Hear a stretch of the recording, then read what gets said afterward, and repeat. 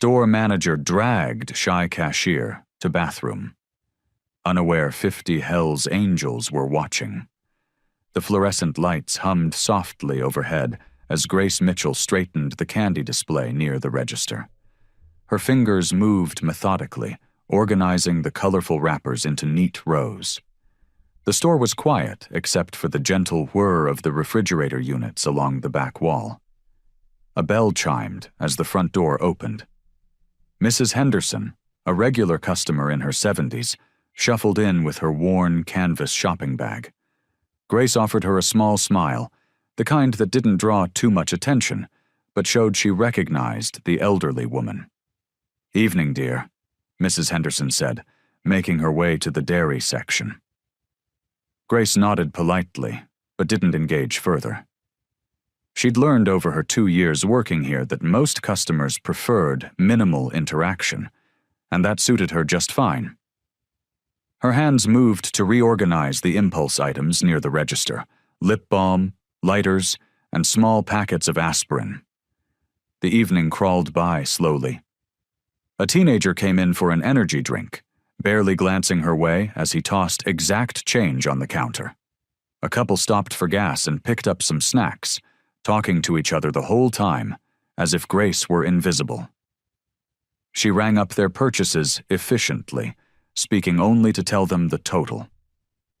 Through the store's large front windows, Grace watched as the sky turned a deeper shade of blue.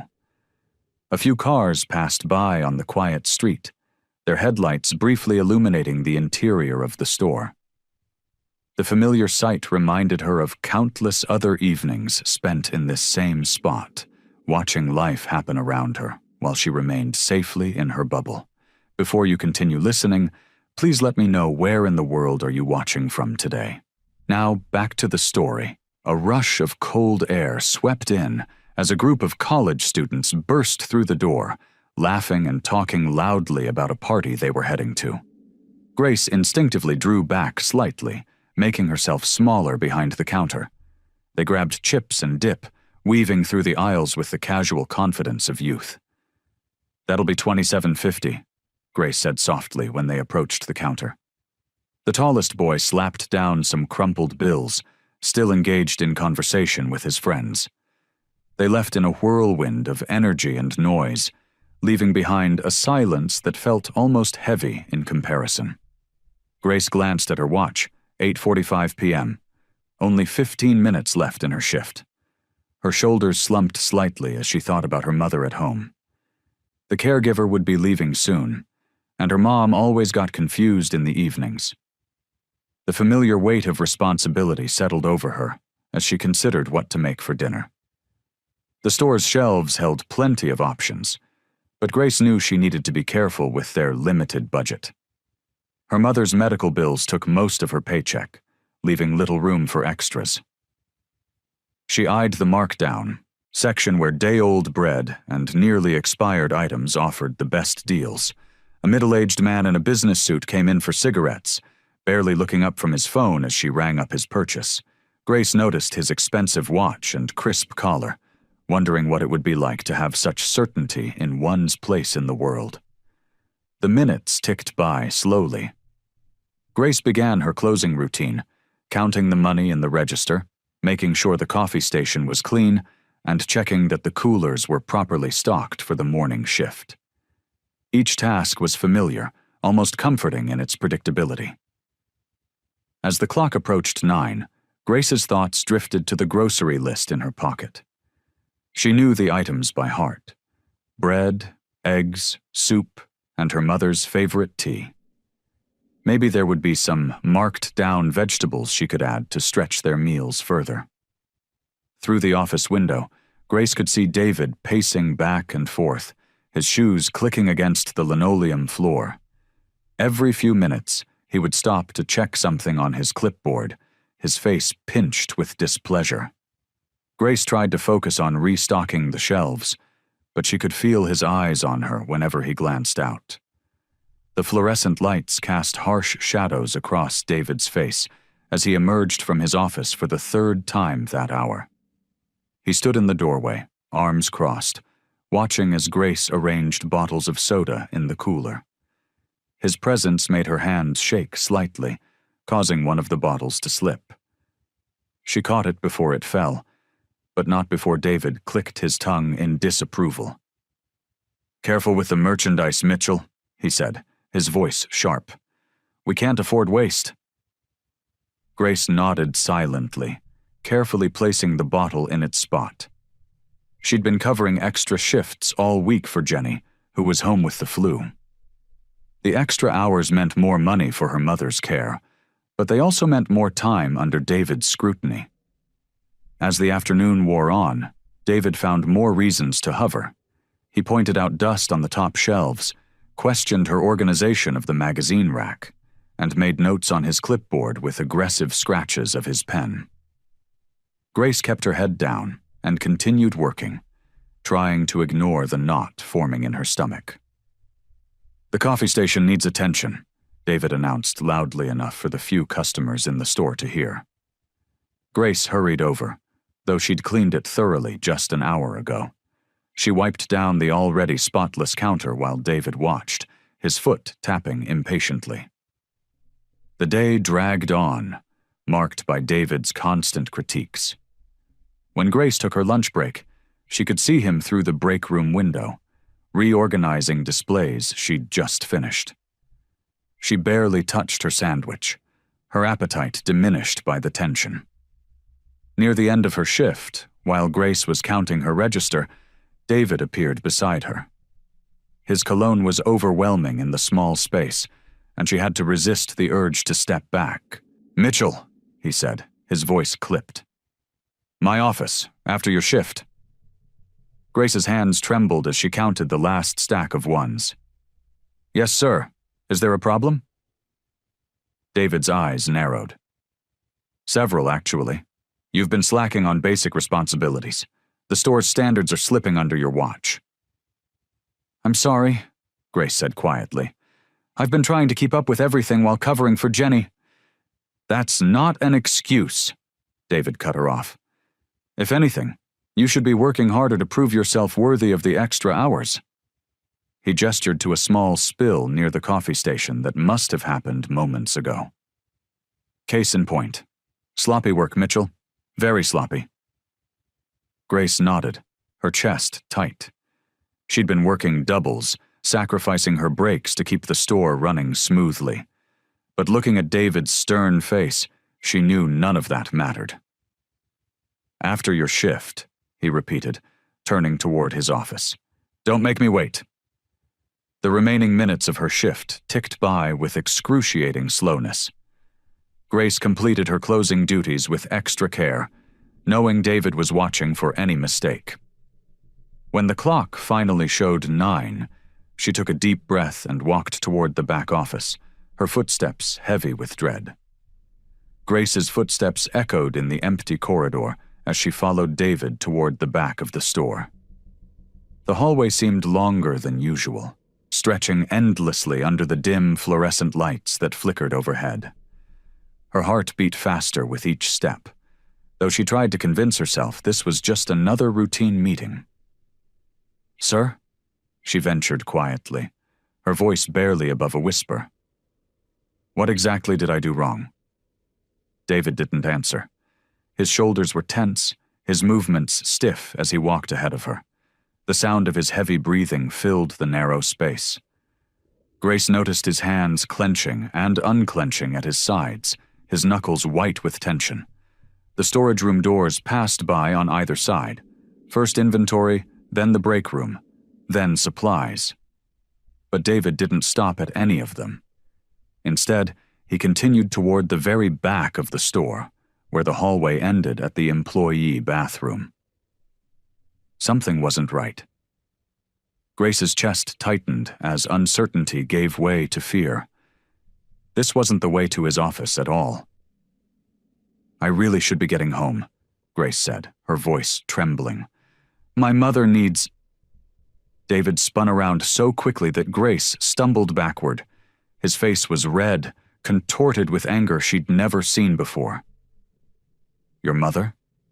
Is that your excuse for everything?" He grabbed her arm roughly, his fingers digging into her skin. "I'm sick of your excuses."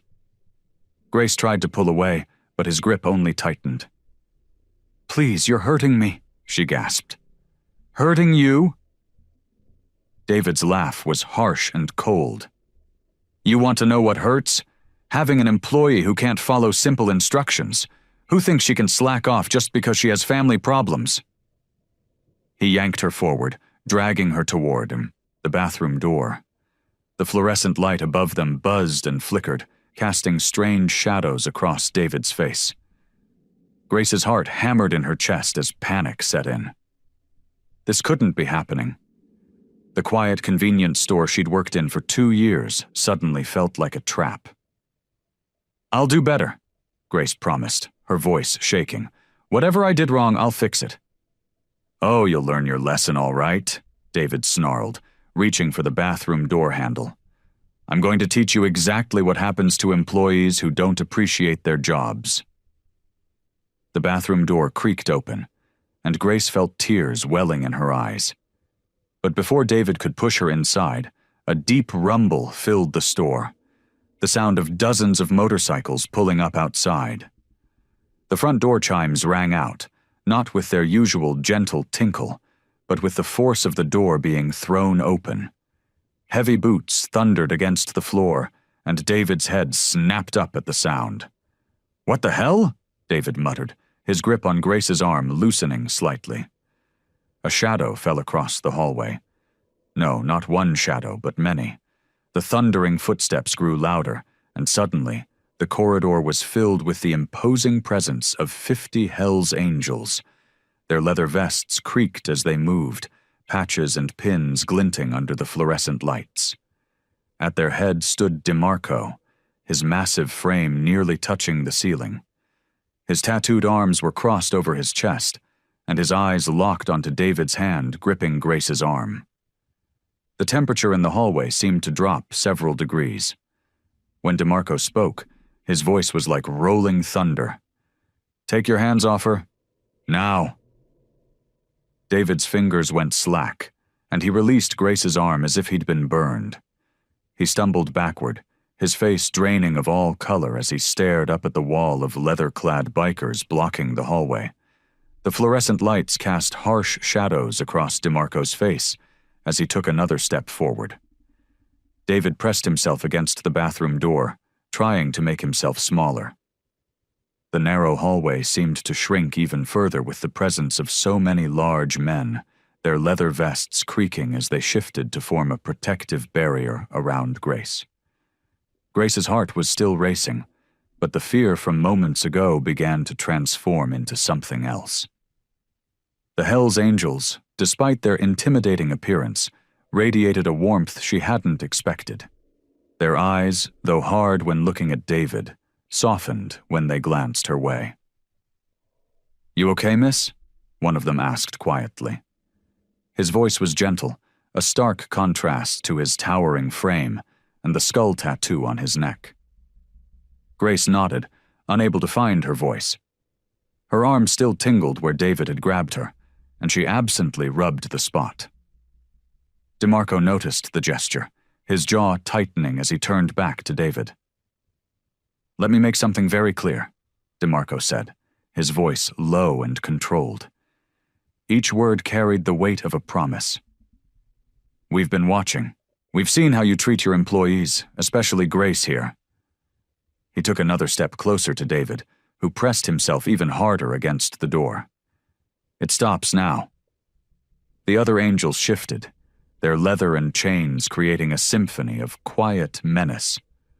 Some cracked their knuckles, while others simply stared at David with unwavering intensity. The message was clear. They were united in their protection of Grace. I was just..." David's voice cracked as he tried to explain. His earlier bravado had evaporated completely, leaving behind a trembling shell of a man. "It was a misunderstanding. I would never..." "Save it," DeMarco cut him off. His massive hand rose, silencing David mid-sentence. "We don't want to hear your excuses. What we want is your word that this will never happen again."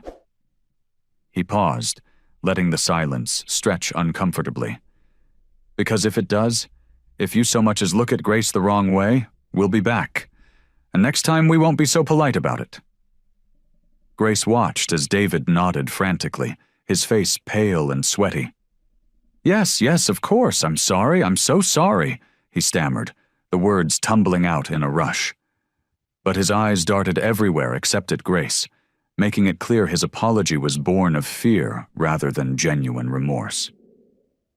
DeMarco turned to Grace, and his expression softened considerably.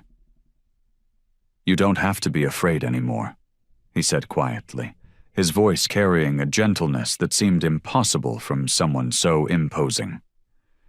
"We look after our own in this town." The angels began to file out of the hallway, their boots thundering against the floor. Each one nodded respectfully to Grace as they passed, some offering small smiles of encouragement.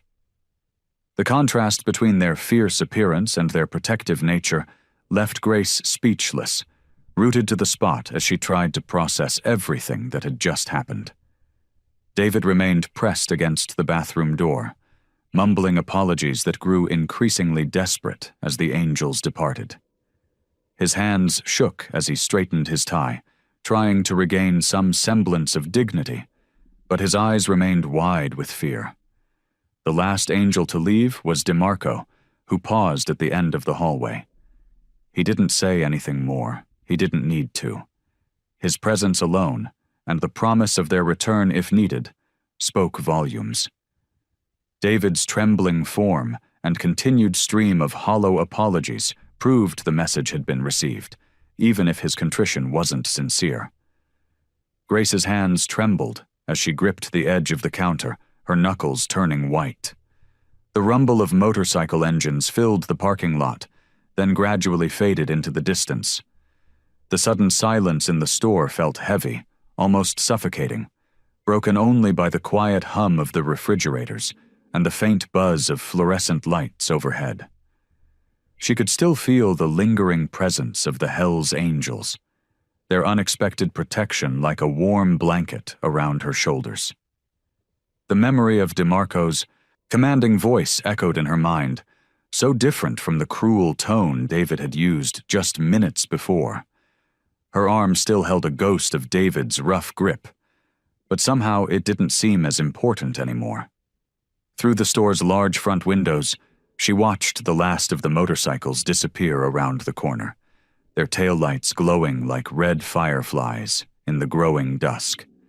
Each angel had looked at her before leaving, their eyes conveying a silent promise of protection. It was strange how safe she felt under those gazes, despite their intimidating appearances. David hadn't emerged from the back office since scurrying away. The sound of his door closing had been followed by complete silence. Grace knew she should feel worried about tomorrow, about facing him again. But something had changed inside her. The fear that had been her constant companion during work hours seemed to have loosened its grip. She gathered her belongings from behind the counter with mechanical movements, her mind still processing the events of the evening. Her small purse, the worn paperback she never got to read during her break, her lunch container with the half-eaten sandwich. Everything seemed somehow different now, as if she was seeing these everyday items through new eyes. The clock on the wall showed it was time to leave. Grace pulled on her light jacket, checking twice to make sure everything was in order before heading to the door. The bell chimed as she stepped outside, the cool evening air brushing against her cheeks. The parking lot was nearly empty now, save for her old Honda Civic and David's car hidden around the back of the building. As she walked to her car, each step felt different. The same cracked asphalt she'd crossed hundreds of times before suddenly seemed to hold new meaning. She'd always been invisible here, just another person going through the motions of life. But tonight, complete strangers had seen her, really seen her, and decided she was worth protecting. Grace reached her car and paused, keys in hand. The weight of what had happened finally settled fully on her shoulders. These men, who most people crossed the street to avoid, had stood up for her when no one else would. They'd shown her more kindness in one evening than she'd experienced in years of working at the store. She leaned against her car, overwhelmed by the realization that she wasn't as alone as she'd always thought. The cool metal against her back anchored her as emotions washed over her. Gratitude, confusion, and something else she couldn't quite name. For the first time in longer than she could remember, she felt truly cared for, truly seen. Looking back at the store, its familiar outline backlit by the setting sun, Grace suddenly saw it differently. The building that had been her whole world for so long now seemed smaller somehow, less defining. She'd always thought this was all there was for her, working, caring for her mother, existing day to day. But now, standing in the growing darkness of the parking lot, she wondered if maybe there was more to life than she'd allowed herself to imagine. The automatic doors slid open with their familiar whoosh as Grace rang up another customer's purchases. The morning sun streamed through the store's windows, casting long shadows across the aisles. Everything felt oddly normal, as if last night's events had been nothing more than a vivid dream. David hadn't shown up for his morning shift. The district manager had called to say he was taking some time off to reflect on recent events. Grace wasn't sure whether to feel relieved or anxious about his absence. She methodically restocked the shelves, straightened the magazine rack, and helped elderly Mrs. Peterson find her favorite brand of tea. The routine tasks kept her hands busy, but her mind kept drifting back to the previous night. The terror of David's grip, the thunderous arrival of the Hells Angels, and DeMarco's commanding presence. The afternoon crawled by, marked only by the steady ticking of the wall clock and the occasional ding of the cash register. Grace checked her watch, just 15 minutes until her shift ended. She began her closing routine, counting the money in her drawer and organizing receipts. The sound of a motorcycle engine cut through the quiet store atmosphere. Grace's heart skipped a beat as she looked up, half expecting to see the entire gang again. Instead, a single rider dismounted from his bike. Even from inside, she could tell he was tall. Very tall. The automatic doors parted, and Jackson stepped inside. His massive frame seemed to fill the entire entrance, leather vest adorned with the Hells Angels patches, arms covered in intricate tattoos. But his face wore a warm smile that reached his eyes, somehow making him less intimidating despite his size. "Hey there, Grace," he said, his voice surprisingly gentle for such a large man. "Hope you're doing better today?" Grace nodded, managing a small smile. "I am, thank you.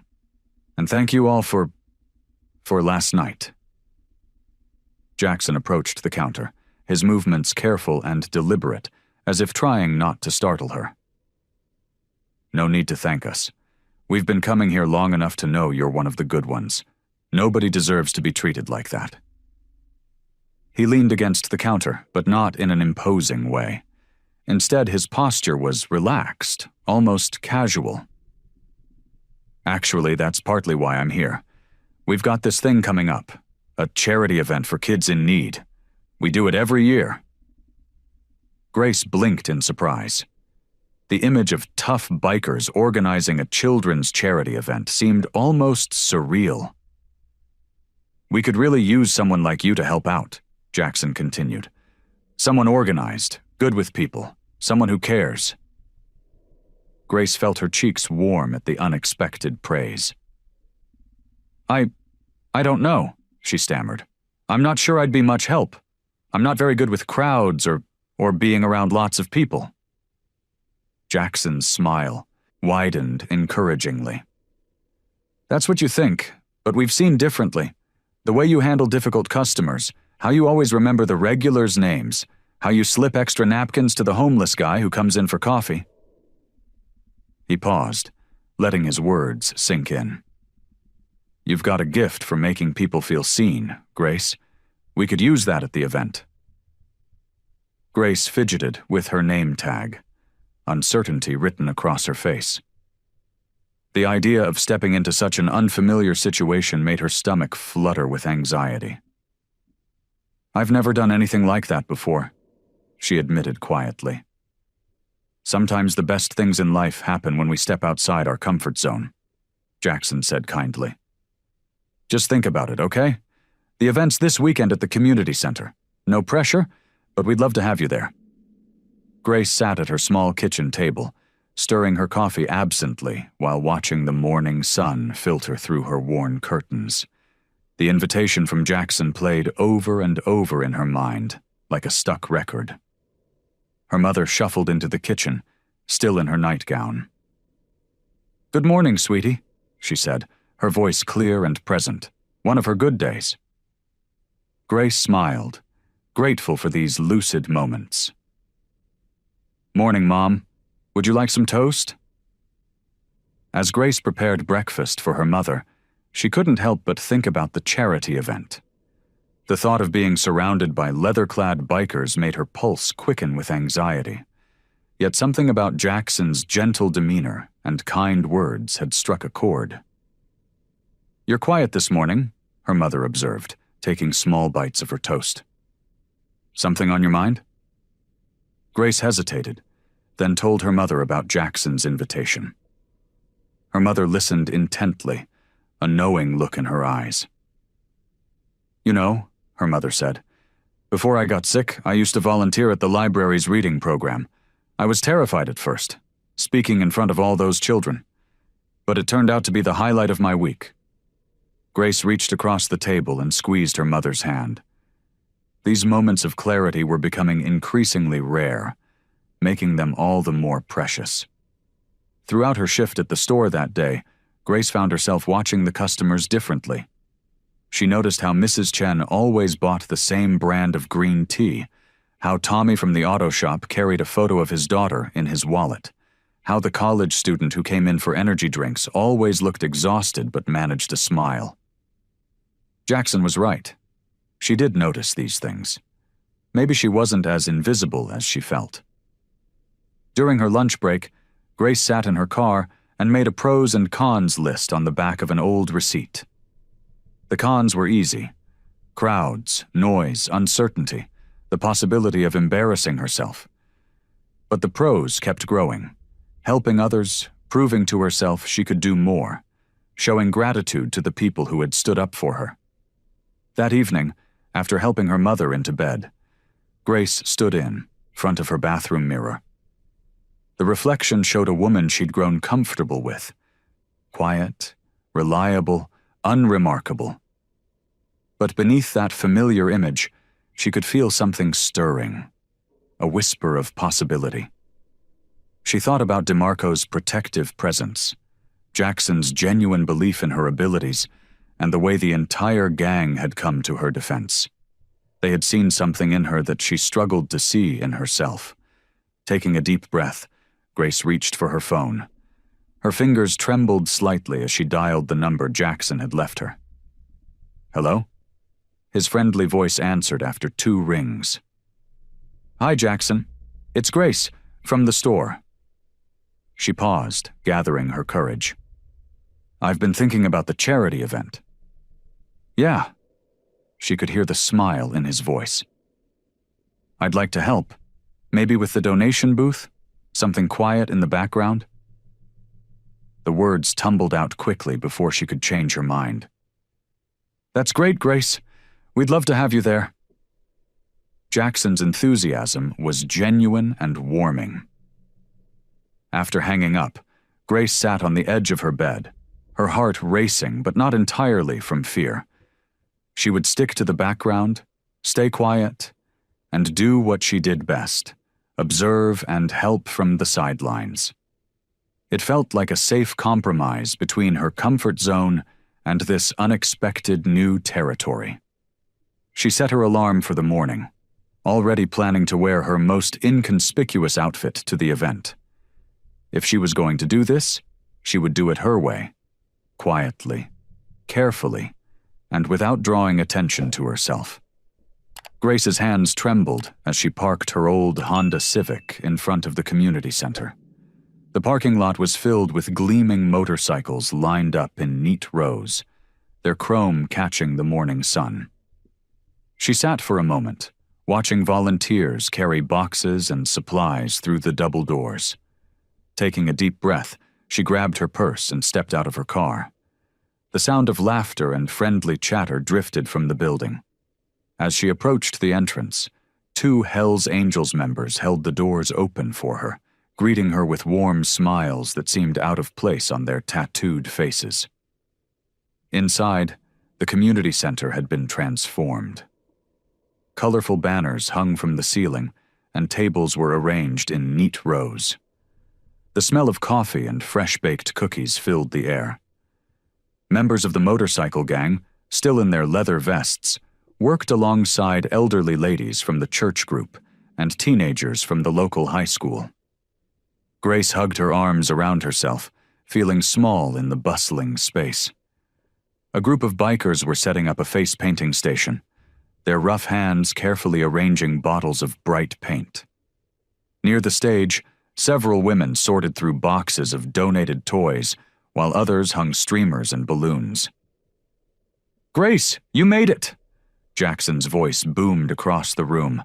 He waved from where he was helping to set up folding chairs, his massive frame making the chairs look like children's furniture in his hands.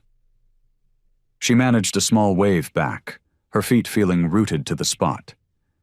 The activity around her was overwhelming, so different from the quiet routine of her convenience store shifts. "Hey there." A deep voice beside her made her jump. DeMarco stood there, his presence commanding yet somehow gentle. His dark eyes crinkled at the corners as he smiled. "Glad you could join us." Grace nodded, trying to find her voice.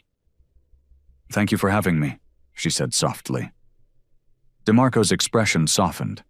He gestured toward a booth near the entrance where a sign read, "Donations Welcome." "Jackson mentioned you might be good at handling the donation station. We need someone organized and good with people."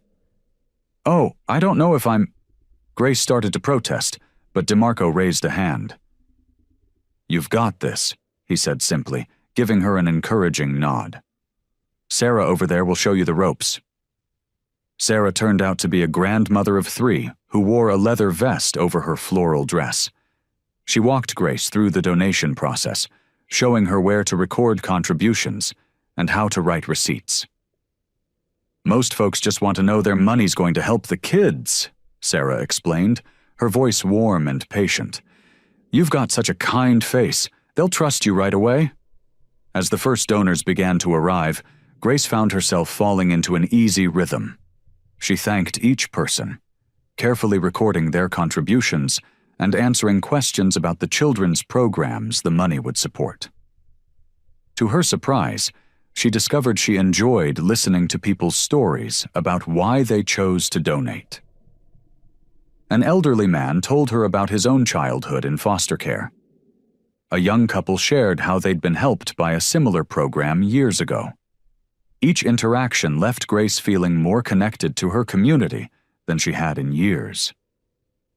From across the room, she caught DeMarco watching her. He gave her another nod, this one filled with quiet approval. Grace felt something shift inside her, a small spark of confidence beginning to grow. Mrs. Eleanor Thompson stood across the donation table from Grace, carefully unfolding a beautiful hand-knitted sweater from a cardboard box. Her silver hair was neatly pinned back, and kind wrinkles framed her gentle blue eyes. "My Harold used to wear this," Mrs. Thompson said, smoothing the soft wool with weathered hands. "He passed 3 years ago, but I just couldn't part with his things until now." She gave Grace a small, sad smile. Sometimes holding on hurts more than letting go. Grace's heart squeezed with understanding. She thought of her mother's good days becoming fewer, of precious memories slipping away like water through fingers. "I know what you mean," she said softly. "My mother, she has Alzheimer's." Sometimes I feel like I'm losing her piece by piece." Mrs. Thompson reached across the table and patted Grace's hand. "Oh dear, that's such a difficult journey. My sister had it too." She began pulling out more clothes from her box. Shirts, jackets, all carefully folded. "You know what helped me. Finding ways to give back to others. It doesn't fix things, but it helps heal the heart." Grace nodded, carefully recording each item Mrs. Thompson donated. "I've never done anything like this before," she admitted. "I usually keep to myself." "Well, look at you now." Mrs. Thompson gestured around the busy community center. "Sometimes the best things in life come from stepping outside our comfort zones." She paused, pulling out a final sweater. "My Harold always said that too. He was a tough old military man, but he had the biggest heart." As they talked, Grace found herself sharing more about her life, her worries about her mother, her long hours at the store, her surprise at finding kindness from unexpected sources.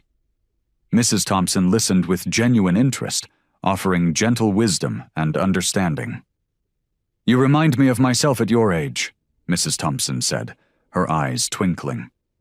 "I was shy too until I joined the hospital auxiliary. That's where I met Harold, you know. He was volunteering in the Veterans Wing." Grace felt a warmth spread through her chest as she listened to Mrs. Thompson's stories. For the first time in ages, she didn't feel the need to shrink away or hide behind her usual quiet facade. The conversation flowed naturally, like talking to an old friend. "You've got a beautiful spirit," Mrs. Thompson said as she prepared to leave. "Don't let anyone dim that light, dear." Just then, Jackson appeared beside the donation table, his massive frame somehow managing to move quietly. "How's everything going over here?" he asked, his voice gentle despite his intimidating appearance. "Oh, wonderful," Grace replied, surprising herself with her enthusiasm. "Mrs. Thompson was just sharing some amazing stories with me." Jackson smiled, his eyes crinkling at the corners. "I knew you'd be perfect for this spot. You've got a way of making people feel comfortable." Grace felt her cheeks warm at the compliment. Looking around at the bustling community center, at the mix of leather-clad bikers and local residents working together, at Mrs. Thompson carefully arranging Harold's clothes, she felt something she hadn't experienced in years, a sense of belonging, of doing something that truly mattered. "Thank you for suggesting this," she said to Jackson, her voice soft but steady. I think I needed this more than I knew." The double doors of the community center swung open, and a familiar figure strode in. Grace's stomach dropped as she watched David West scan the room with calculated precision. His usual business casual attire seemed out of place among the mix of leather jackets and casual wear. A practiced smile stretched across his face, but his eyes remained cold. "Well, well," David called out, his voice carrying across the donation tables. "Quite the gathering we have here."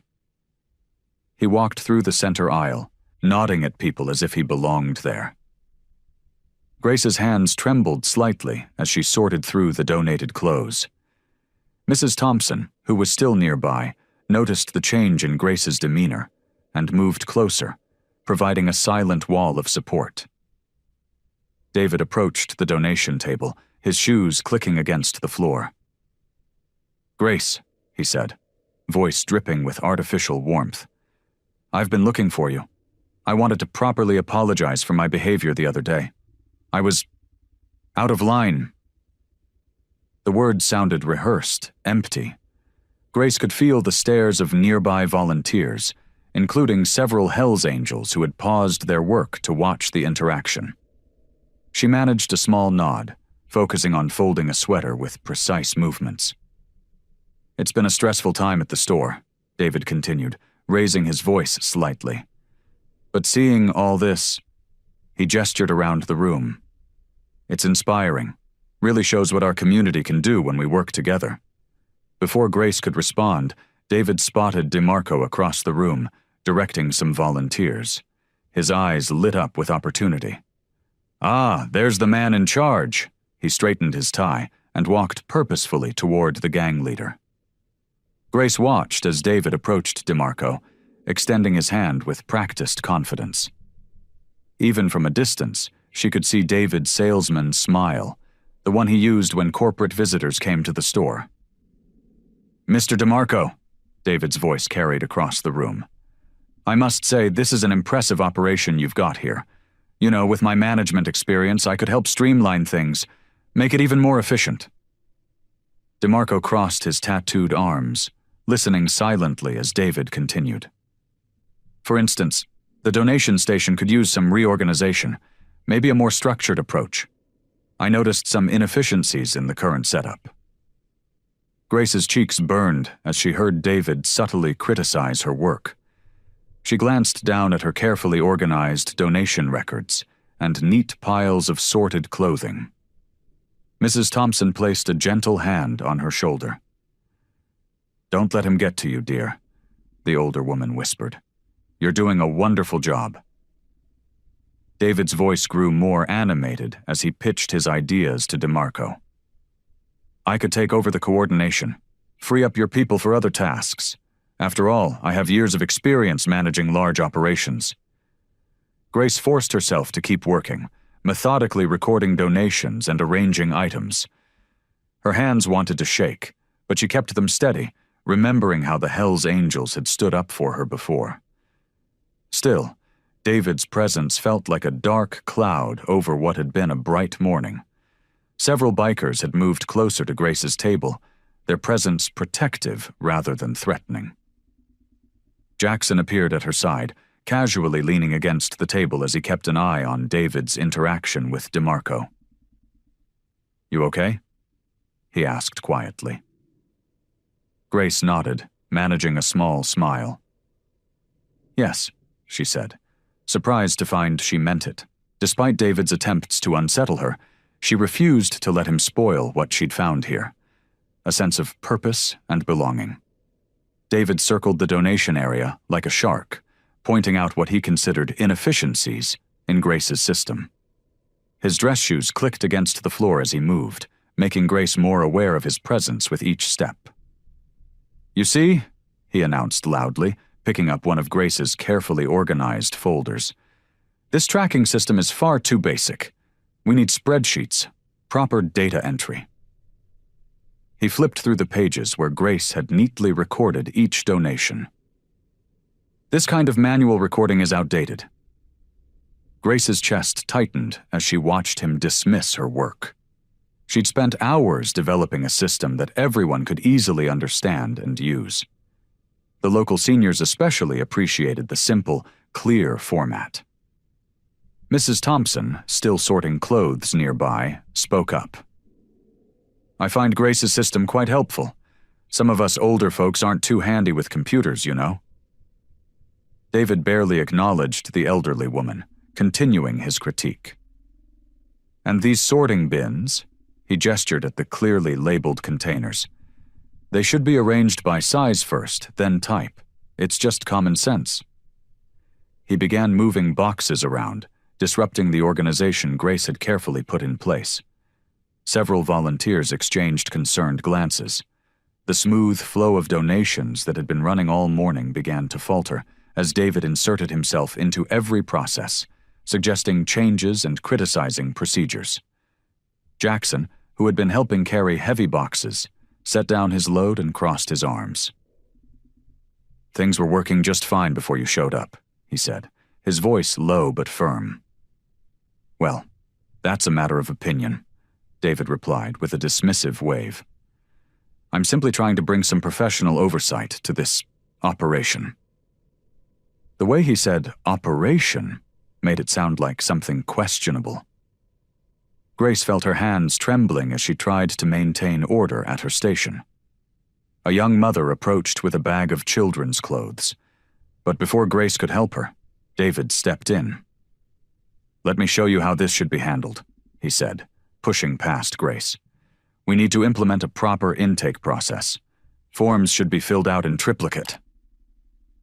The young mother's eyes widened as David launched into a complicated explanation. She clutched her donation bag closer, looking increasingly uncertain. "I'm sorry," she said quietly to Grace. "Maybe I'll come back later." Before she could leave, DeMarco's large frame appeared behind David. The gang leader's presence commanded immediate attention, though he hadn't said a word. He placed a steady hand on David's shoulder, causing the manager to stop mid-sentence. "David," DeMarco said, his voice calm but authoritative. "I appreciate your enthusiasm, but this event isn't about implementing new systems. It's about community, about helping people feel comfortable giving and receiving help." David's face flushed red. "I'm only trying to help make things more efficient." "Grace has created a system that works," DeMarco continued, his tone gentle but leaving no room for argument. "The volunteers understand it. The donors are comfortable with it. Sometimes, simpler is better." David's mouth opened and closed, but no words came out. After a moment, he stepped back, straightening his tie. "Of course," he said stiffly. "Just trying to be helpful." Grace could see the tension in David's jaw as he retreated to the edge of the donation area. He wasn't leaving, just watching, and the weight of his stare made her shoulders tense. Though DeMarco had diffused the immediate situation, Grace could feel the underlying tension building, like storm clouds gathering on the horizon. In a quiet corner of the donation area, Grace straightened the already neat piles of children's clothing. The morning rush had slowed to a gentle trickle of donors, giving her a moment to catch her breath. She glanced around the room, taking in the scene before her. Volunteers chatted warmly with donors, their laughter floating through the air. The sorting system she'd created was working smoothly. Even the new volunteers had picked it up quickly. A small smile tugged at her lips as she watched Mrs. Thompson showing another elderly donor exactly where to place their contribution. "Excuse me," a young volunteer called out, holding up a bag of mixed items. "I'm not sure where these should go." Before anyone else could respond, Grace moved toward her. "Here, let me help you with that." Her voice was steady, surprising herself. She guided the volunteer through the sorting process, explaining her system as they worked together. "See how we've color-coded the bins? Blue for clothing, red for toys, and yellow for school supplies. It makes it easier for everyone to find what they need." The volunteer's eyes lit up with understanding. "That makes so much sense. And having the sizes marked clearly on each bin helps too." Grace nodded, warming to the explanation. "Exactly. We want to make it simple for both donors and the families who'll receive these items." She paused, then added, "Would you like to help me reorganize the toy section? I've noticed it could use some attention." Together they moved to the toy area, where Grace showed her how to check for missing pieces and sort by age group. As they worked, she noticed other volunteers watching and drifting over to help. "Grace?" An older volunteer approached with a clipboard. "We're running low on storage boxes. Should we start using the extras from the back room?" Without hesitation, Grace responded, "Yes, but let's make sure to leave some for tomorrow's incoming donations. Maybe 4 or 5 boxes for now." The volunteer nodded appreciatively and headed off to fetch them. As she continued working, Grace found herself offering suggestions and answering questions with increasing confidence. When a group of new volunteers arrived, she naturally fell into explaining the donation process, surprised at how easily the words came. "The kids section is over here," she explained, leading them through the space. "We've organized it by age and size to make it easier for families to find what they need. Would any of you like to help sort the new donations coming in?" The volunteers eagerly nodded, and Grace assigned them tasks based on their preferences and abilities.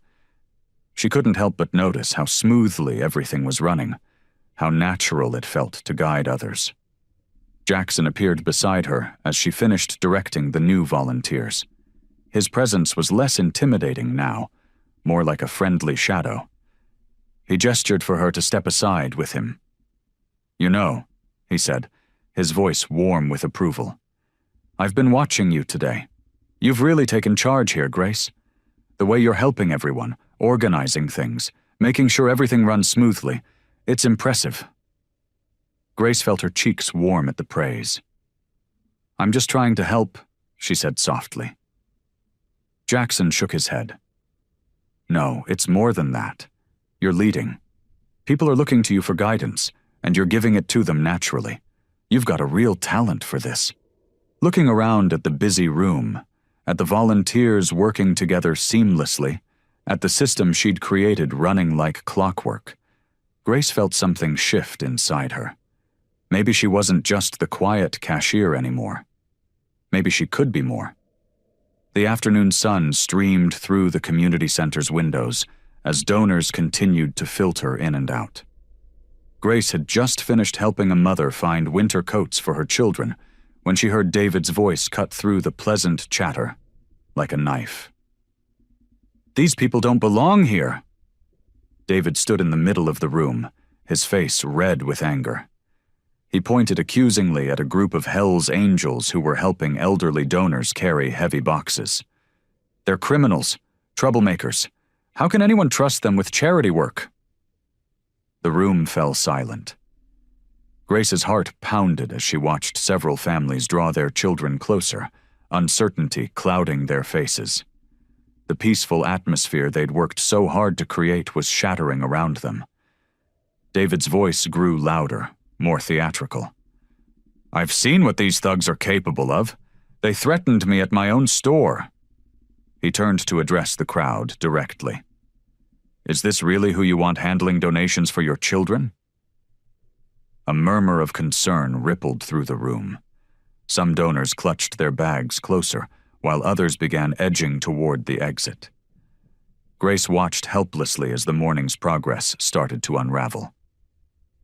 "They're dangerous," David continued, his voice echoing off the walls. "Just look at them. Tattoos, leather, motorcycles. They're trying to fool you all with this charity act, but I know better." DeMarco stood quietly near the sorting area, his massive frame somehow containing a dignity that David's theatrical display lacked. The other angels remained at their posts, faces stern but controlled, refusing to give David the reaction he wanted. "Sir," one of the regular volunteers spoke up, "they've been nothing but helpful." "That's how they trick you," David cut her off. "They pretend to be good citizens, but they're just waiting for their chance to—" "That's enough." DeMarco's deep voice carried across the room without shouting. He took a step forward, and despite his calm demeanor, David flinched. "We're here to help children in need, nothing more." But David wasn't finished. He pulled out his phone. "I'm calling the police. They shouldn't be allowed near children's donations." His hands shook as he fumbled with the device. "Everyone needs to leave now. It's not safe." More whispers spread through the crowd. A few people began gathering their things, looking uncertainly between David and the angels. Grace saw the doubt in their eyes, the hesitation in their movements. All their hard work, all the trust they'd built, was being poisoned by David's words. The Hell's Angels stood their ground, neither advancing nor retreating. They exchanged glances with each other, but maintained their positions at their assigned stations. Their restraint was obvious, but David's accusations hung heavy in the air. Grace watched as a young mother pulled her donation bag back from the collection bin, apologizing softly to the volunteer. Another family ushered their children toward the door, throwing nervous glances over their shoulders. DeMarco remained steady, his expression neutral, but his eyes alert. The other angels followed his lead, staying calm despite the growing tension. But Grace could see the strain in their faces, the hurt beneath their stoic expressions as people began to view them with suspicion. The atmosphere in the room had transformed completely. Where there had been warmth and community, now there was uncertainty and fear. The easy flow of donations had stopped, replaced by awkward pauses and sidelong glances. Grace stood frozen behind her booth, her stomach churning as she watched David continue his tirade. The tension in the room was almost unbearable, like a rubber band stretched to its breaking point. She looked around at the faces of people she'd worked with all morning, now unsure and afraid, and wondered if everything they'd built was about to come crashing down. Grace took a deep breath, her hands trembling slightly as she stepped out from behind the donation booth. The fear that usually kept her quiet was still there, but something stronger was pushing her forward. A need to protect what they'd built here today. "David," she said, her voice clear and steady despite her racing heart, "you need to leave." David spun around, his eyes wide with surprise at her intervention. "Excuse me?" "You heard me." Grace moved to stand between him and the crowd. "This event isn't about you. It's about helping children who need winter clothes and school supplies." The room fell silent. Even the soft rustling of donation bags stopped as everyone watched the scene unfold. Grace felt the weight of their stares but kept her focus on David. "These people," she gestured to the Hells Angels, "have spent weeks organizing this event. They've given their time, their energy, and their hearts to help others." Her voice grew stronger with each word. "I've watched them carry heavy boxes for elderly donors, play with children, and treat everyone with respect." David's face reddened. "You don't understand what you're talking about, Grace. These men are—" "These men," Grace cut him off, surprising herself with her firmness, "are doing more for this community right now than your accusations ever will." She took another step forward. "I've worked with them all morning. They're here because they care." A murmur of agreement rippled through the crowd. Some of the donors who had been heading for the exit paused, turning back to watch. "If anyone is causing trouble here, it's you," Grace continued, her voice remaining calm but firm. "You're trying to ruin something good because you can't stand not being in control." David's mouth opened and closed, but no words came out. He looked around the room, perhaps hoping to find support, but met only disapproving stares. "I won't ask again," Grace said, standing straighter. "Please leave. Now." David's face twisted with anger. "You'll regret this," he spat out. "All of you will." He jabbed a finger toward Grace. "You're nothing but a timid little cashier who got lucky with some gang protection. Don't think this makes you special." But his words didn't have the impact he'd hoped for. Instead of shrinking back, Grace remained steady, her expression unchanged. "Goodbye, David." With a final glare, David stormed toward the exit, muttering under his breath. The door slammed behind him, the sound echoing through the quiet room. For a moment, nobody moved. Then, from somewhere in the crowd, someone started clapping. Others joined in, and soon the room filled with applause. Grace felt her cheeks flush as she turned back to her booth, catching DeMarco's eye as she did. The big man's face broke into a proud smile, and he gave her a slight nod of approval. The tension in the room began to dissolve, replaced by a renewed sense of purpose and community.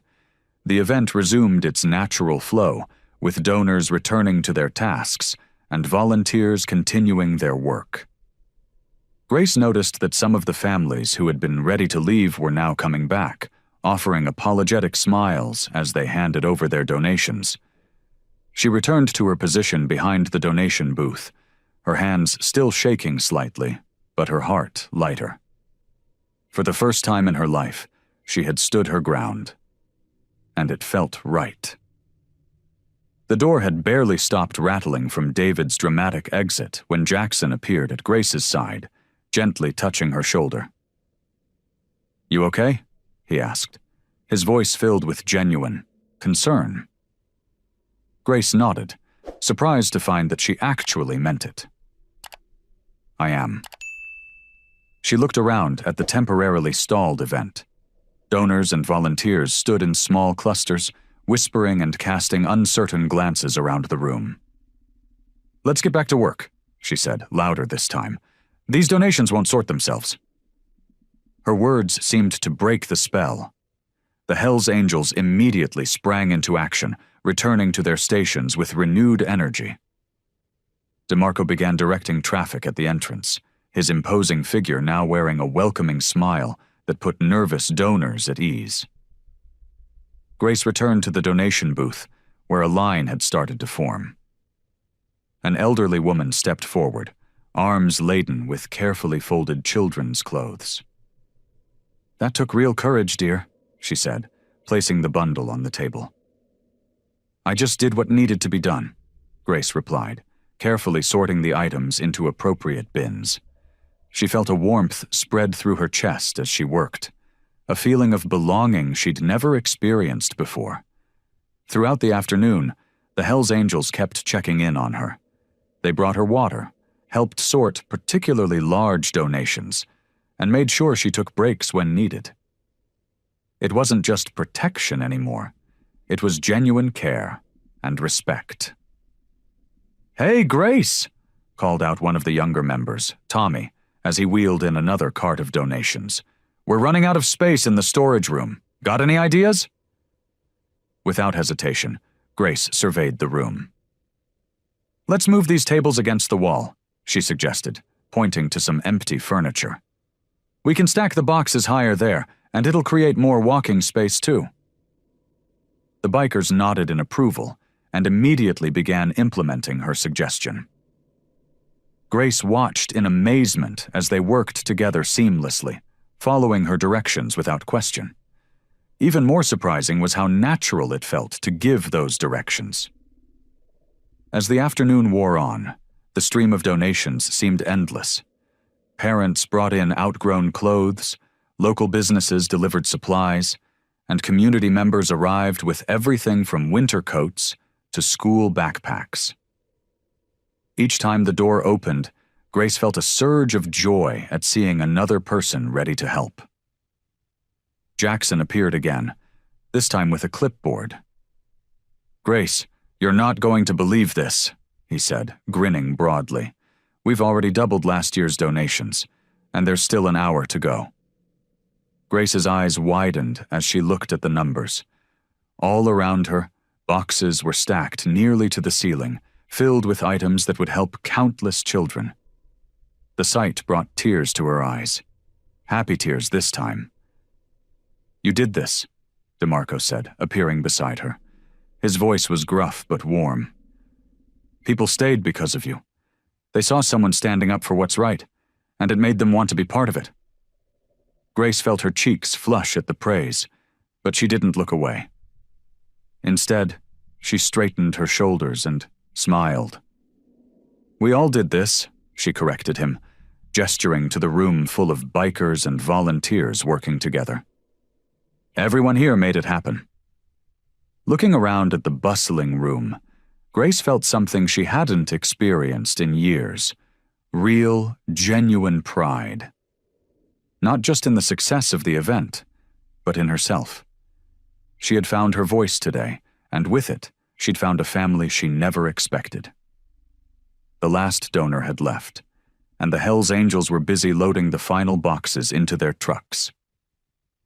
Grace found a quiet corner and sank into a folding chair, her feet aching from hours of standing but her heart surprisingly light. The empty venue still hummed with the echoes of the day's activities. She closed her eyes, remembering how just this morning she'd been terrified of even showing up.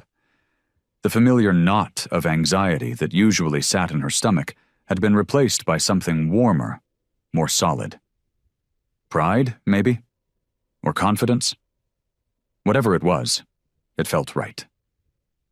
Her mind wandered back to the convenience store, to all those quiet shifts where she'd tried her best to blend into the background. She thought about David's cruel grip on her arm, how helpless she'd felt in that moment. The memory no longer made her shrink. Instead, it reminded her of how far she'd come. Today, she'd done more than just exist. She'd made a difference. She'd organized donations, directed volunteers, and even stood up to David. The shy cashier, who used to apologize for asking customers to repeat their orders, had found her voice. Grace opened her eyes and looked around the room. Empty boxes were stacked neatly against one wall, waiting to be broken down. A forgotten name tag lay on the floor, and scattered papers dotted a few tables. But beyond the mess, she saw something else. The ghost of what had happened here. She saw herself directing traffic when the donation area got crowded, remembered the proud nod DeMarco had given her when she'd solved a scheduling conflict. "Penny for your thoughts?" Grace turned to find Jackson standing nearby, his massive frame somehow less intimidating than it had been this morning. He was holding 2 paper cups of coffee, one extended toward her. "Thank you," she said, accepting the cup gratefully. The warmth seeped into her tired hands. "Someday, huh?" Jackson settled into a chair next to her, which creaked under his weight. Grace nodded, taking a sip of the coffee. "I never thought I could do something like this," she admitted. "Standing up to David, running the donation station, it all seemed impossible this morning." "But you did it anyway," Jackson pointed out. "That's what counts." They sat in comfortable silence for a moment, both watching as the last few bikers carried boxes out to the waiting trucks. Grace could hear their good-natured banter floating back into the room. "You know," Jackson said finally, setting his empty cup aside, "we do these kinds of events pretty regularly. Food drives, toy collections, fundraisers for local families in need." He turned to look at her directly. "We could use someone like you." Grace's heart skipped a beat. Someone like me? Someone who can organize, who cares about people, who isn't afraid to stand up for what's right. He smiled. "Plus, you've already got the seal of approval from DeMarco, and that's not easy to get." Grace wrapped her hands tighter around her coffee cup, feeling the warmth of possibility spreading through her chest. The old Grace would have immediately said no, would have retreated back to her safe, quiet life at the store. But she wasn't that person anymore. Still, she hesitated. I don't know anything about organizing charity events." "You did pretty well today," Jackson pointed out. "And we'd be there to help. What do you say?" The convenience store's fluorescent lights hummed overhead as Grace straightened her name tag. It had been 3 days since the charity event, and something felt different. The aisles seemed brighter somehow, the routine tasks less mundane. Even the morning rush of caffeine-seeking customers didn't overwhelm her like it used to. "Excuse me." An elderly woman approached the counter, holding a crumpled coupon. "I can't quite read the expiration date on this." The old Grace would have simply taken the coupon and checked it herself, avoiding eye contact. Instead, she smiled warmly and walked around the counter to stand beside the customer. "Let me help you with that," Grace said, gently taking the coupon. "These small prints can be tricky sometimes. Would you like me to show you where to find the date on all our coupons? It might help for next time." The woman's face lit up. "Oh, would you? That's so kind of you, dear." As Grace explained, she noticed Jenny, the new cashier, watching from the second register. The teenager had started just yesterday, and Grace had taken it upon herself to show her the ropes. It wasn't part of her job description, but something about helping others felt right now. "Jenny," Grace called out after the elderly woman left, "would you like to learn how to process coupons? It comes up a lot during the morning shift." Jenny nodded eagerly and joined Grace at the main register. As Grace demonstrated the process, she found herself speaking with a confidence she'd never known she possessed. Her voice was steady, her instructions clear, and she even managed to throw in a few helpful tips she'd learned over the years. "You're really good at this," Jenny said, practicing what Grace had shown her. "How long have you been working here?" 2 years, Grace replied, then added with a small laugh. "Though it feels like I've learned more in the past few days than in all that time combined." The morning continued, and Grace found herself moving through the store with a new sense of purpose. She helped customers find items, offered suggestions when asked, and even solved a pricing dispute without having to call for a manager. Each small interaction built upon the last, reinforcing the strength she'd discovered at the charity event. Around noon, the automatic doors slid open, and David walked in. He looked different somehow. Smaller, less threatening. His usual crisp shirt was slightly wrinkled, and his steps lacked their usual authority. Grace felt her spine straighten, but the fear that used to accompany his presence was noticeably absent. "Grace," he said, approaching the counter with uncharacteristic hesitation. "Do you have a moment?" She glanced at Jenny, who nodded to indicate she could handle the register alone. Grace led David to the side of the counter, maintaining a professional distance. "I've been doing a lot of thinking," David began, his voice unusually quiet. "What I did, how I treated you, it was completely unacceptable. I was wrong, and I'm truly sorry." Grace studied his face, noting the genuine remorse in his eyes. The words she'd once desperately wanted to hear now felt strangely hollow, not because they weren't sincere, but because she realized she no longer needed them. "I appreciate your apology, David," she replied, her voice steady and clear. The tremor that used to accompany her interactions with him was gone. She stood tall, meeting his gaze directly, no longer the timid cashier who would shrink from confrontation. David shifted uncomfortably under her steady gaze, clearly thrown by this new version of Grace. He opened his mouth as if to say more, then closed it again, seeming to realize that the power dynamic between them had fundamentally changed. The afternoon sun streamed through the convenience store windows, casting long shadows across the aisles. Grace had just finished restocking the candy section when the bell above the door chimed. A man in an expensive suit stormed in, his face red with anger, clutching a receipt in his fist. "Who's in charge here?" he demanded, marching straight to the counter where Grace stood. The paper crinkled as he slammed it down. "I was overcharged yesterday, twice." Grace picked up the receipt, examining it carefully. Her hands didn't shake like they used to when confronted by angry customers. She noticed Jenny, the new cashier, watching nervously from the coffee station. "Sir, I'd be happy to help you with this," Grace said, keeping her voice steady and professional. "Could you show me which items you believe were overcharged?" The man jabbed his finger at the receipt, nearly poking a hole through it. "These energy drinks.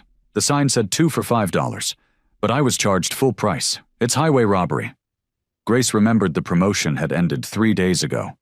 The old Grace would have apologized immediately, maybe even offered a refund just to avoid confrontation. But now, she took a deep breath and stood her ground. "I understand your frustration," she said, meeting his gaze. "That promotion ended on Monday. The new signs were put up first thing Tuesday morning." She gestured to the current display, where the regular prices were clearly marked. "Are you calling me a liar?" The man's voice rose, drawing attention from other customers. "I know what I saw. I want to speak to your manager right now." Grace felt a familiar flutter of anxiety in her stomach, but she didn't let it show. Instead, she thought of DeMarco's steady presence, of how he handled difficult situations with calm authority. She straightened her shoulders and spoke with quiet confidence. "Sir, I respect that you're upset, but raising your voice won't solve anything. I've been working here for 2 years, and I personally changed those signs on Monday evening. I'd be happy to show you our current promotions, or if you'd prefer, I can print out our pricing history to verify the dates." The man blinked, clearly thrown off by her composed response. He'd probably expected her to crumble under his anger, but the Grace who would have done that was gone. "Look," she continued, her voice softening but remaining firm, "I understand it's frustrating when you expect one price and get charged another. If you'd like, I can add you to our email list for promotional updates, so you'll know exactly when our sales begin and end." A few customers in line nodded approvingly. The man's face slowly lost its angry flush as he realized he wasn't going to win this battle, at least not through intimidation. I suppose I might have been mistaken about the date," he muttered, stuffing the receipt into his pocket. "But you should make those signs bigger, more visible." Grace nodded respectfully. "That's actually good feedback. I'll bring it up at our next staff meeting. Would you like me to show you our current promotions? We have some great deals on similar items this week." The tension in the air dissipated as the man's posture relaxed. He glanced at the promotional aisle Grace indicated, then back at her name tag. "No, that's all right," he said, his tone notably more subdued. "Thank you for explaining, Grace." As he turned to leave, Grace felt a warm glow of satisfaction spread through her chest. She'd handled the situation with professionalism and dignity, without backing down or losing her cool. Grace sat in her car after her shift, the afternoon sun warming the dashboard. Her phone buzzed, and she smiled when she saw DeMarco's name on the screen. Since the charity event, he'd been checking in regularly, like a protective uncle keeping tabs on his favorite niece. "Hey there, boss," she answered, using the nickname everyone called him. "Grace," his deep voice rumbled through the speaker. "Heard you handled quite a situation at the store today." She leaned back in her seat. "News travels fast, huh?" "Jenny called Jackson, said she was impressed by how you dealt with that angry customer." There was a note of pride in his voice that made Grace's chest warm. "I just did what needed to be done," Grace said, fiddling with her car keys. "It wasn't anything special." "That's where you're wrong," DeMarcos replied. The old Grace would have crumbled. This new Grace? She stood her ground. That's something special. Grace thought about how different she felt these days. The charity event had awakened something in her, a desire to do more, to be more. "I've been thinking," she said slowly, "about getting more involved in the community. The charity event showed me how much good we can do when we work together." "That so?" She could hear the smile in DeMarco's voice. "What kind of involvement were you thinking about?" "Well, there's this senior center near my mom's place. They're always looking for volunteers." Grace paused, gathering her courage. "And I thought maybe we could organize something there, like what we did with the charity event." The line went quiet for a moment. Grace held her breath, worried she'd overstepped. "You know what I see?" DeMarco finally spoke. "I see someone who's finally starting to believe in herself. Someone who's ready to step up and make a difference." Grace felt her eyes getting misty. I want to help people, like you and the guys helped me." "And that's exactly why I've been wanting to talk to you," DeMarco said. "You've got something special, Grace. A way with people. They trust you. Follow your lead naturally. I saw it at the charity event." "I don't know about that," Grace protested, though her heart lifted at his words. "I do know," DeMarco's voice was firm, "which is why I want to mentor you, help you develop those leadership skills you've shown, teach you what I know about organizing events, managing people, making things happen in the community." Grace sat up straighter, her hand gripping the phone tighter. "You'd do that, really?" "Wouldn't offer if I didn't mean it," he chuckled. "What do you say? Ready to learn from an old biker who's been around the block a few times?" Grace thought about how far she'd come since that night when DeMarco and his gang had stepped in to protect her.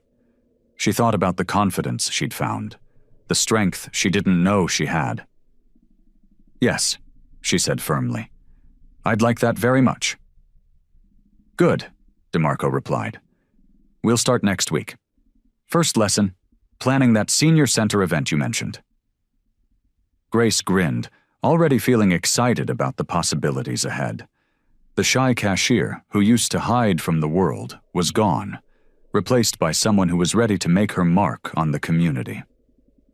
Grace stood in the senior center's recreation room, clipboard in hand, directing volunteers where to set up tables and decorations. The morning sun streamed through tall windows, casting warm light on the wooden floors.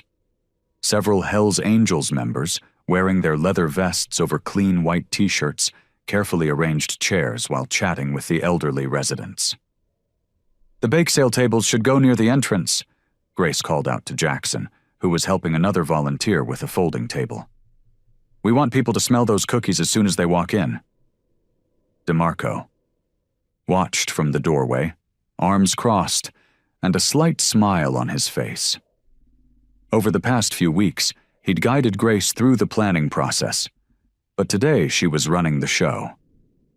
The fundraiser was her baby, a combination bake sale, craft fair, and music event to raise money for new medical equipment at the senior center. "Looking good in here," DeMarco said, approaching Grace. "You've got everything under control?" Grace nodded, checking items off her list. "The local bakery's delivering more treats in an hour. The high school jazz band will set up by the window, and Mrs. Peterson's quilting group is bringing their handmade items to sell." "And you've got the raffle prizes secured?" "All set," Grace replied confidently. "The community really stepped up. We've got restaurant gift cards, spa packages, and even that signed football from the state team." A small group of seniors entered the room, and Grace immediately went to greet them. These were the regular residents she'd gotten to know over the past few weeks while planning the event. They'd taken to her immediately, charmed by her gentle manner and genuine interest in their stories. "Martha, how are you feeling today?" Grace hugged a white-haired woman who reminded her of her mother. "Are you ready to help with the bake sale?" "Wouldn't miss it for the world, dear." Martha patted Grace's arm. "My sugar cookies are cooling at home. My grandson's bringing them over soon." As the morning progressed, the senior center transformed into a bustling marketplace. The smell of fresh baked goods filled the air, and the sound of jazz music created a festive atmosphere. Grace moved through the crowd, solving problems before they became issues, making sure everyone had what they needed. "Remember when you first started planning this?" DeMarco appeared at her side, handing her a cup of coffee. "You were worried nobody would show up."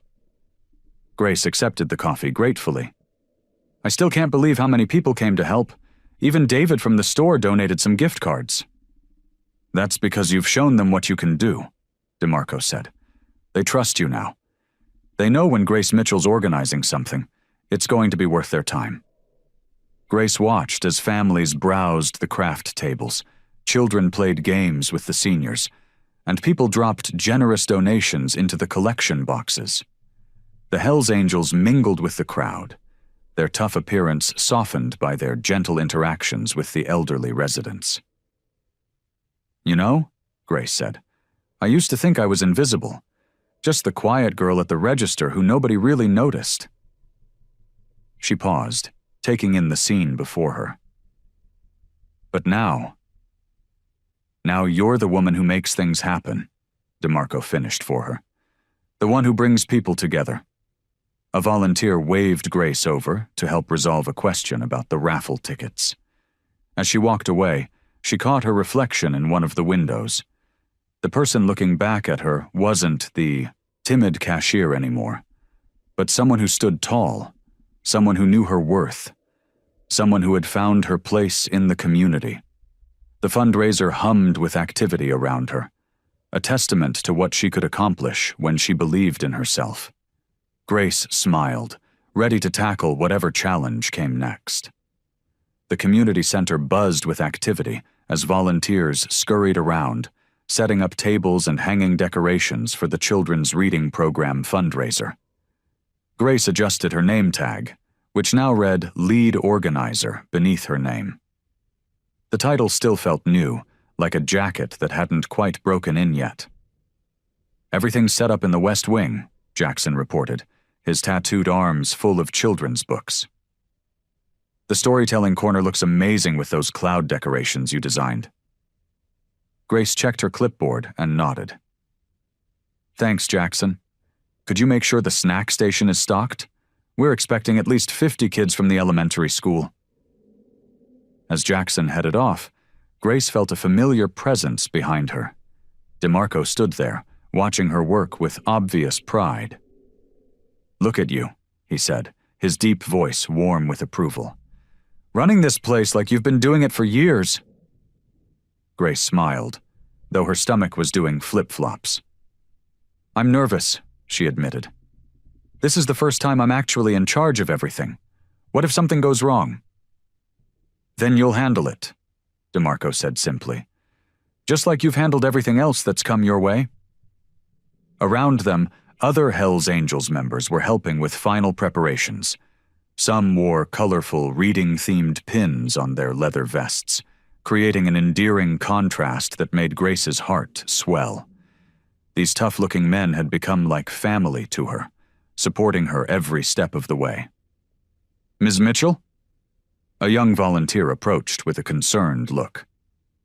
"The face painter called in sick. She's not coming." A few months ago, this kind of last-minute crisis would have sent Grace into a panic. Now she took a deep breath and thought quickly. "Sarah at the craft store does face painting at the farmer's market. Give her a call. She owes me a favor for helping with her Christmas toy drive." The volunteer hurried off, and DeMarco chuckled. "See? Problem solved." Grace moved through the space, checking details and coordinating with volunteers. She'd arranged the room in stations, reading corners with comfortable beanbags, craft tables where kids could make their own bookmarks, and a small stage where local authors would give readings. Parents began arriving with their children, and Grace felt her nervousness transform into excitement. A little girl tugged at her sleeve, asking where to find the dragon stories. Grace knelt down to her level and pointed her toward a corner where one of the Hell's Angels, covered in tattoos but wearing reading glasses, was organizing a stack of fantasy books. "Remember when you couldn't even look people in the eye?" Jackson said, passing by with another box of supplies. "Now look at you, running the show." Grace watched as the community center filled with families. Everything was flowing smoothly, just as she'd planned. The storytelling sessions were starting on schedule, children were engaged in activities, and parents were dropping donations into the collection boxes. A group of teachers from the elementary school arrived, and Grace greeted them confidently. These were the same people who used to intimidate her when she'd drop off her mother's paperwork at the school office. Now she was working alongside them, coordinating programs to help their students.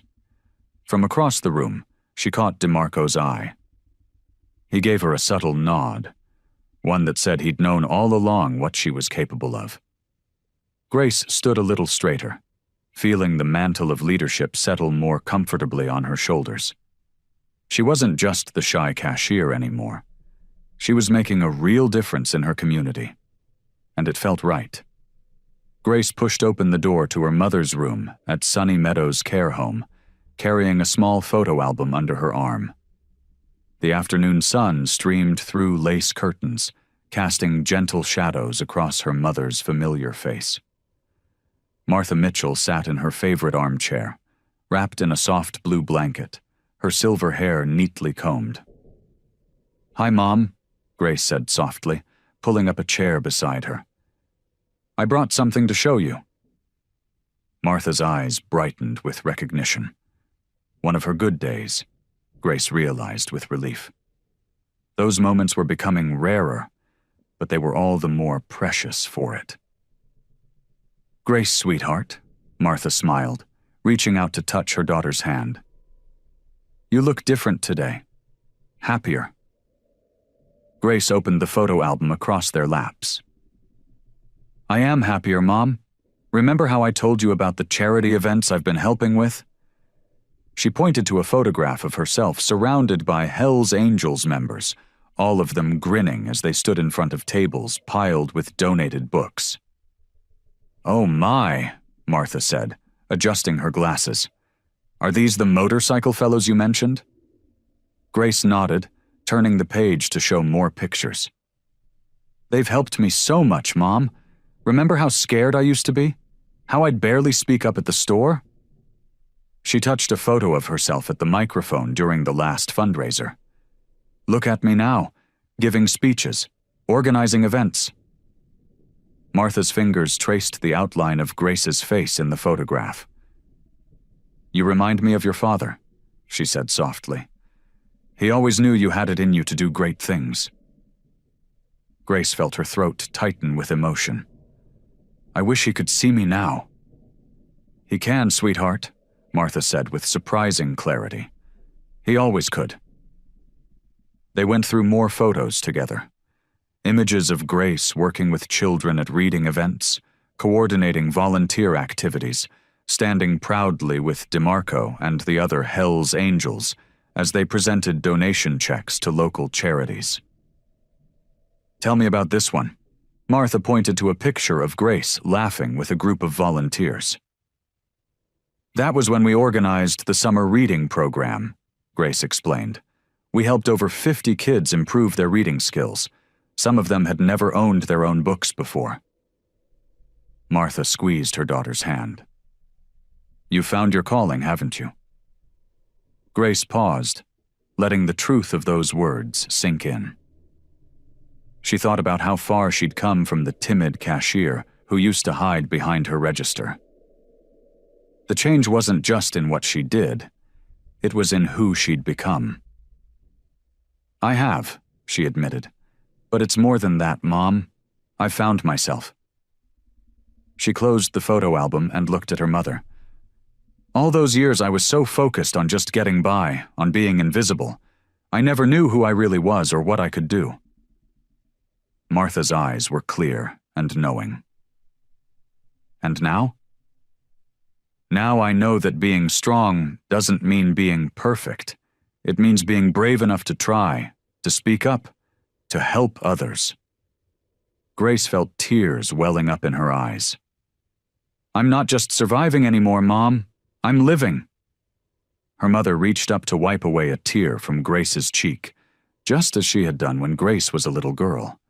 For a moment, the roles of caregiver and cared for blurred, and they were simply mother and daughter, sharing a profound moment of understanding. "My beautiful girl," Martha whispered.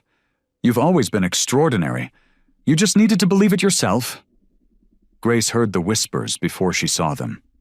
Small groups of customers huddled near the aisles, their eyes darting away when she looked in their direction. She caught fragments of their conversations, something about her being in league with criminals and probably stealing from the store. At first she tried to ignore it, but then Sarah, one of the newer cashiers, approached her with worry in her eyes. "Grace, I think you should know," Sarah whispered, glancing around nervously. "David's been telling everyone that you're working with the Hell's Angels to launder money through the charity events. He's even saying you've been taking cash from the register." Grace felt her chest tighten, but it wasn't from fear. It was from anger. She'd worked too hard, come too far to let David tear down everything she'd built. Through the store's front windows, she could see him in the parking lot, talking to a group of regular customers, his hands moving animatedly as he spun his lies. Taking a deep breath, Grace straightened her name tag and walked outside. The morning sun was warm on her face as she approached the group. David's voice cut off mid-sentence when he saw her coming. "Is there something you'd like to say to me directly, David?" Grace's voice carried across the parking lot, clear and strong. The customers shifted uncomfortably, but she kept her eyes fixed on David. He tried to maintain his composure, but she could see the flicker of uncertainty in his eyes. "Just having a conversation," he said, attempting to sound casual. "About how I'm stealing from the store? Or about how the charity events are just a front?" Grace moved closer, her steps measured and confident. "Why don't you tell them about how you tried to assault me in the store bathroom? Or how you've been trying to sabotage every community event I've helped organize?" David's face reddened. "You're twisting things around. Everyone knows what kind of people you're involved with now." "Yes, they do," Grace agreed, her voice steady. "They know I work with a group of people who've raised thousands of dollars for children's education, who've helped rebuild homes for the elderly, and who stepped in when no one else would to protect someone in need." The customers were watching intently now, some nodding in agreement. They'd seen the positive changes in the community, had attended the events Grace had organized. "You're just trying to save face," David sputtered, but his voice had lost its edge. "No, David. I'm done letting you try to control the narrative." Grace turned to address the small crowd. "Anyone who wants to know the truth about our charity work is welcome to attend our next event. We keep detailed records of every dollar raised and spent. Unlike some people, we have nothing to hide." David took a step back, his authority crumbling in the face of Grace's calm confidence. She could see it in his eyes, the realization that he no longer had any power over her. "This is your last warning," Grace said quietly, but firmly. "Stop spreading lies about me, or I'll be forced to take this to the corporate office. I have plenty of witnesses to your behavior." Without another word, David turned and walked to his car. As he drove away, Grace noticed her hands were shaking slightly, not from fear, but from adrenaline. She'd stood her ground, defended herself and her work without raising her voice or losing her composure. The small group of customers began to disperse, many of them offering supportive smiles or gentle pats on her shoulder as they passed. Sarah was waiting by the store entrance, beaming with admiration. "That was incredible," Sarah whispered, as Grace walked back inside. Grace straightened her shoulders and smiled. David could no longer hurt her, not with threats, not with lies, not with anything. She was stronger now, and they both knew it. The morning sun streamed through the curtains of Grace's mother's room, casting a warm glow across the familiar space. Grace sat on the edge of the bed, helping her mother button up her favorite cardigan. Though her mother's memory came and went like autumn leaves in the wind, today was one of her better days. "You look different," her mother said, reaching up to touch Grace's cheek. "There's a light in your eyes I haven't seen before." Grace smiled, covering her mother's hand with her own. "I feel different, Mom. Remember I told you about the charity events? Well, we've raised enough money to start a new after-school program for kids who need extra help." Her mother's eyes sparkled with recognition.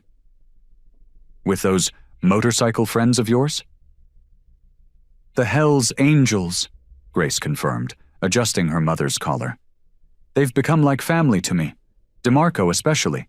He believed in me when I didn't believe in myself." Together they moved to the kitchen where Grace had prepared breakfast. As she watched her mother enjoy the meal, Grace felt a surge of gratitude. Her increased confidence hadn't just changed her work life. It had transformed her relationship with her mother, too. She was more patient now, more understanding of the challenges they both faced. Later that afternoon, Grace arrived at the community center where volunteers were setting up for their latest event. The space buzzed with activity. Hells Angels members arranging chairs, local volunteers hanging decorations, and children darting between tables with excitement. "There's our fearless leader," Jackson called out, his tattooed arms full of craft supplies. Grace couldn't help but laugh at how natural it felt now, directing people and making decisions. She remembered how she used to shrink away from any attention, how she'd hide behind her cash register and wish to be invisible. DeMarco appeared beside her, his imposing figure now a source of comfort rather than intimidation. "The mayor's office called," he said, his voice carrying its usual calm authority. "They want to partner with us for the summer youth program." Grace nodded, already mentally organizing the possibilities. "We could use their resources to expand the tutoring sessions," she said thoughtfully. "Maybe even start that mentorship program we've been discussing." She caught her reflection in one of the windows, shoulders back, head high, a natural smile on her face. The timid cashier who used to flinch at her own shadow was gone, replaced by someone who knew her worth and wasn't afraid to show it. The community center filled with families as the event began. Grace moved through the crowd with ease, greeting people by name, solving minor crises before they could become major ones, and making sure everyone felt welcome. She watched as tough-looking bikers helped children with art projects, their gentle patience breaking down stereotypes with every kind word and encouraging smile. Standing at the front of the room, Grace surveyed the scene with pride. DeMarco joined her, his presence steady and reassuring as always. The noise of happy chatter and children's laughter filled the air, a testament to what they'd built together.